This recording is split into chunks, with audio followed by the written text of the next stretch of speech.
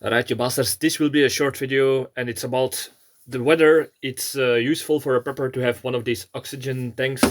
But before we start that, if you're interested in detective stories, this is the first part of an 11-part series I wrote called Bloody Crosses. It's in Dutch if you're interested.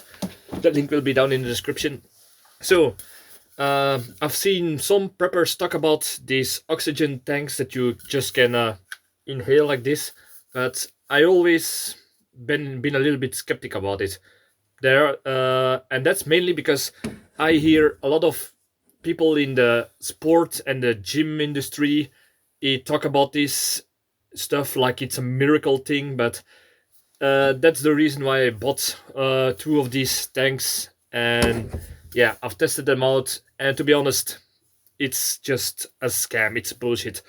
It has one or two uses as in preparedness, but to say that this would be life saving, I would say it's not really worth the space and the volume.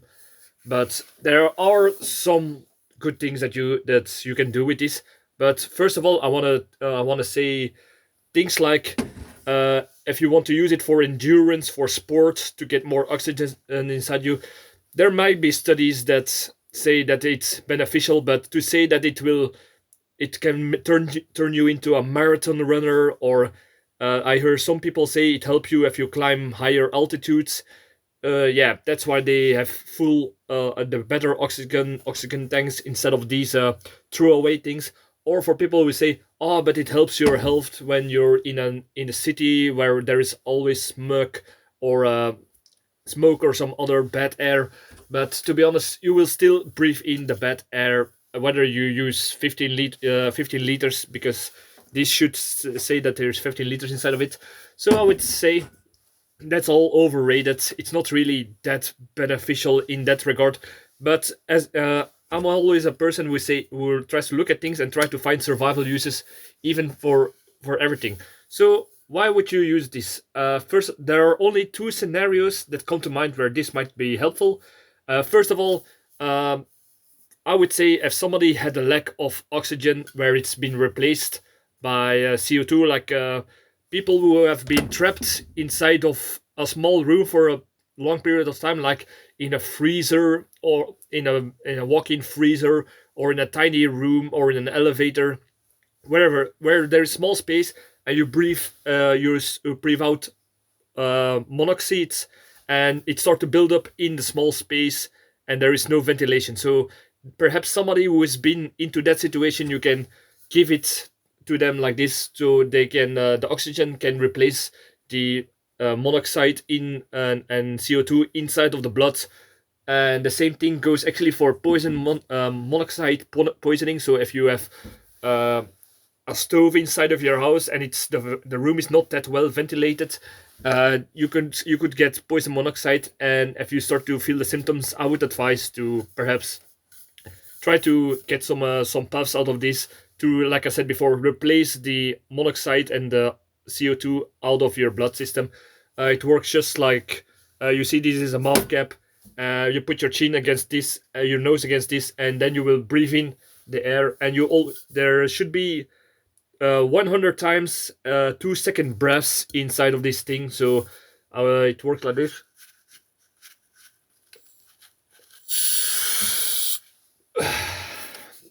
And if you keep doing that after showing the symptoms of poison monoxide, it might help your body recover better.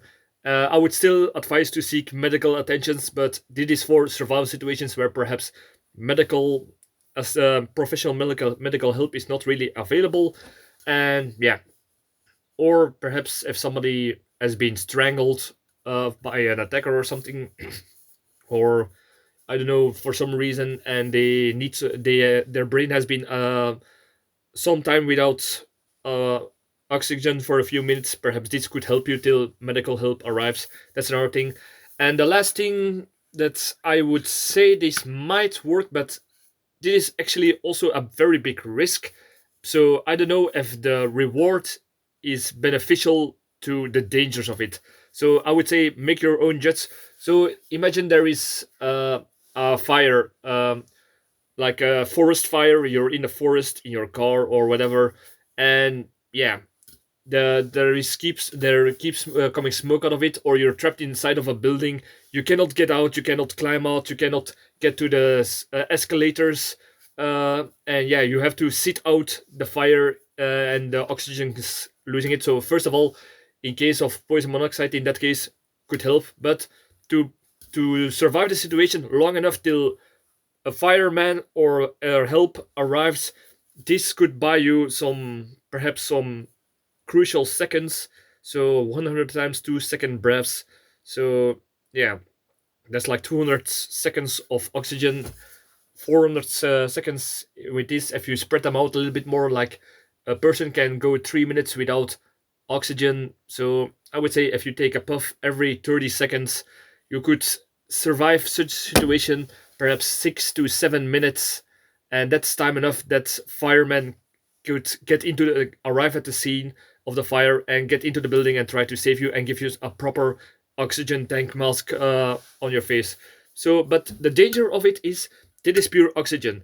If it gets near, if this temperature rises about like 50 degrees, or if it gets in contact with fire, it will blow up and it will be flammable.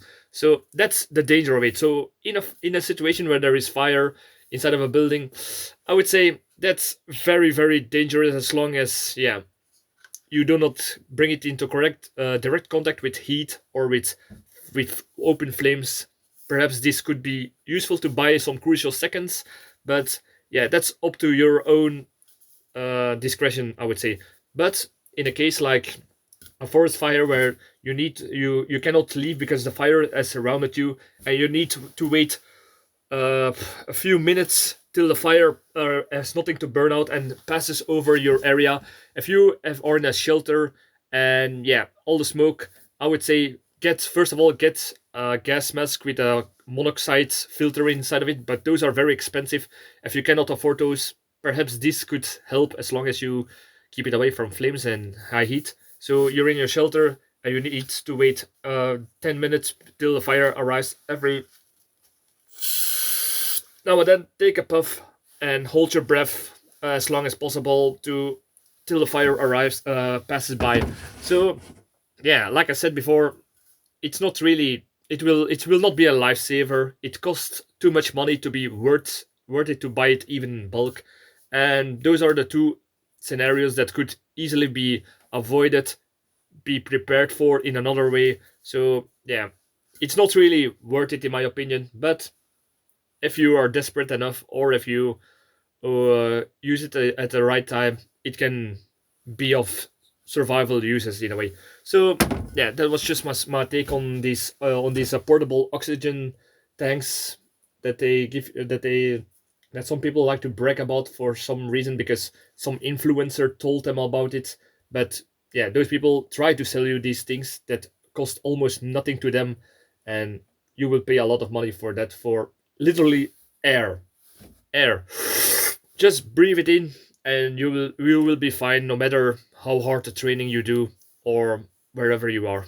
So that was my take on it. Take it as whether you like it. If you got any other survival uses for perhaps these oxygen tanks, the disposable oxygen tanks that I have not heard about, or you find a better alternative that is affordable for just regular people, because yeah, some people will say you got to buy one of those oxygen tanks creators from the hospitals, but those are very expensive. I've done my research about those, and yeah, those could be helpful for people who have like asthma or some lung diseases. And yeah, but in my opinion, this is, I would say, buy one or two of these, but keep them in stock just in for the situations that I told you.